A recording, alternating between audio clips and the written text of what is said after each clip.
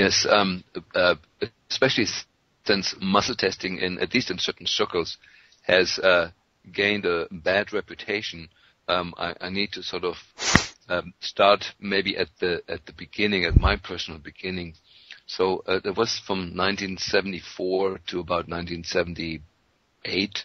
I did the research leading to my thesis on aspects of the autonomic nervous system. And at the time, we looked at what monitoring equipment is available to monitor qualitative and quantitative changes in the autonomic nervous system.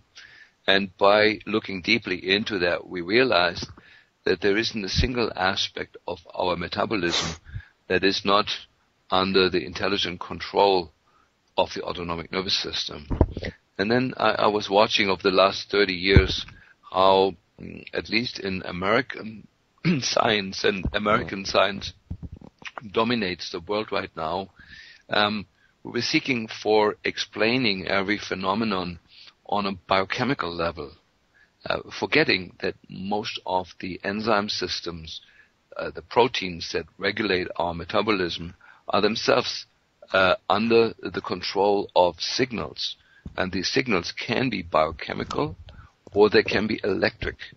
And the electric systems, which is more than half of the control mechanism that our metabolome has, the entirety of the proteins, that is under control of the autonomic nervous system. So what I stumbled into with my thesis was a major regulatory mechanism of our health and every parameter connected with it, including the transcription of genes and the expression of things like insulin resistance and other candida and chronic infections, because the white blood cells that have to do with the control of infections are themselves also under control of the autonomic nervous system. So I stumbled across something that wasn't in its dimension really known in the American medical group, the physicians that I relate with. And so I was looking myself at tools how to monitor the autonomic nervous system. We looked at heart rate variability.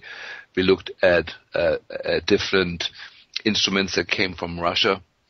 We looked at different tools like lie detectors. And I studied with Paul Nogier, who developed a pulse test that can show changes in the autonomic nervous system called the VAS. And then I stumbled across the applied kinesiology and found that to be an extremely valuable tool if the results are interpreted in terms of changes of the stress tonus, the stress level in the system.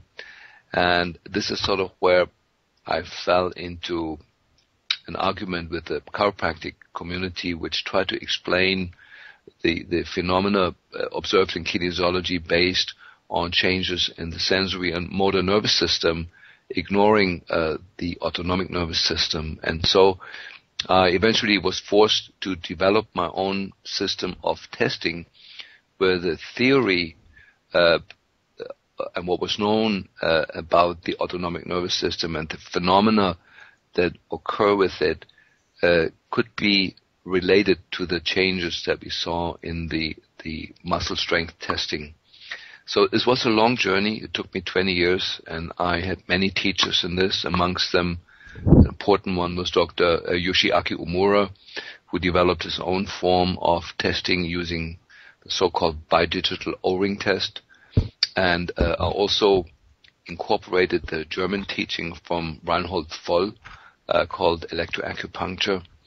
And eventually the system gelled into one consistent, intelligent, logical system called autonomic response testing that may on the surface look like conventional applied kinesiology, at times also may look like the O-ring testing from Dr. Umura, but is in itself a consistent system that is very, very different and leads to more accurate, more permanent, more profound results than the other systems do, because the theory is closer to the truth the theory used underlying these other systems. So I've been teaching the system now for many years to many practitioners, and other practitioners that use the system have the same or similar results that I do, which for me proves the point. This is not another way of using the body as a pendulum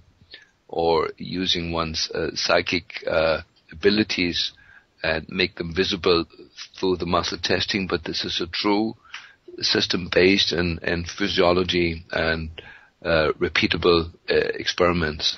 Well, I think that's the key, and you mentioned it earlier, is that there is, I think, a well-justified prejudice to a significant percentage of people who do muscle testing, because and I'd like you to review this, is that the general appreciation is that unless one is absolutely objective and completely blinded to the outcome, there's a potential for them to influence the results of their test. And then there's other components, that just as their own health and their own aspects, that could influence the outcome of that test. And that's really, I think, one of the highlights and the benefits of your system. It's a very sophisticated approach to remove those variables from the test so that you can have this consistent, reliable outcome that is going to produce similar results no matter who the tester is, as long as they're following this process. So I'm wondering if you could describe how you're able to eliminate those variables that in most people's systems of muscle testing aren't valid to get an appropriate outcome. Mm-hmm. Yeah, I can give maybe tell this with some examples. For example, if you have a patient who is highly allergic to wheat, and a practitioner has just eaten a portion of spaghetti and is full of wheat, then this wheat will be in the system, and there will be signals, wheat-related signals, throughout the physician's system, which will be broadcasted into his field. And so, in this case, the patient will respond to the practitioner as if the practitioner was a vial of wheat, and will have a reaction. That means when the practitioner now tests the patient will already be in a reactive state. And it could be that this is a patient who never eats wheat because he knows he's got a wheat allergy and has a good life, and his health problems come from a totally different area. But to this physician, it will look like that this patient has a huge wheat allergy. And that's the only problem that needs to be fixed. Yeah, so we call this induction phenomena, yeah, where the physician induces a change in the patient and then tries to fix that change. But that problem is not reflecting the patient's real reality. It's just an induced problem in the moment induced by the practitioner. And so we have a whole set of pre-tests that eliminate these induction phenomena. Likewise, it could also be that if the physician has, for example, a wheat allergy, and the patient doesn't, and the patient has just eaten the spaghetti, the patient will induce the allergic state in the practitioner, and the practitioner becomes dysfunctional and cannot do the testing because he's in an allergic reactive state. And so I think that this simple example makes it clear that there needs to be a method and a clean path in the beginning to establish safe parameters that make it clear that when we find things on a patient, they really belong to the patient and really reflect the patient's problem and not the physician's problem. So we call this the pre-tests, and certain pre-tests are common to all schools of energetic medicine.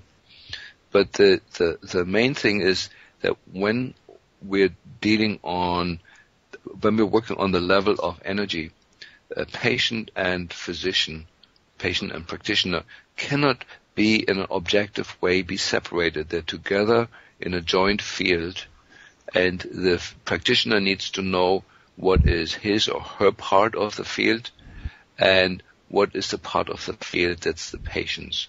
And that's, of course, a learning process that's not overnight, and a process of sorting things out very carefully before any assumptions can be made about the patient. And we are very, very careful in this ART system with that. So I think That's all like in the framework that we have here with the interview. I think that's as far as I can take that.